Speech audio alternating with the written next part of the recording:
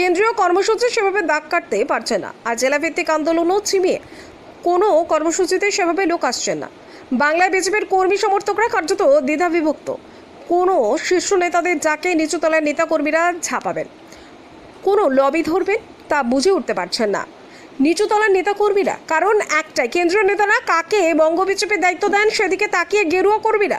26-এর ভোটের আগে দলের আন্দোলনে কর্মী সংকট নিয়ে চিন্তায় রাজ্য বিজেপির দায়িত্বপ্রাপ্ত কেন্দ্রীয় পর্যবেক্ষকরাও।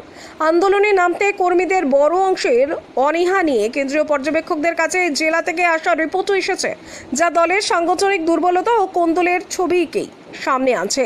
এ বিষয়ে রাজ্য নেতাদের কাছে কেন্দ্রীয় নেতৃত্ব উদ্বেগও প্রকাশ করেছে বলে খবর। দেখা যাচ্ছে বিভিন্ন ইস্যুতে কর্মসূচিতে স্থানীয় জেলার লোক হচ্ছে না, বাইরের জেলা থেকে কর্মী নিয়ে এসে ভিড় বাড়াতে হচ্ছে। বিরোধী দলনেতা শুভেন্দু অধিকারীও তার একাধিক কর্মসূচিতে পূর্ব মেদিনীপুর থেকে গাড়ি করে লোক এনেছেন।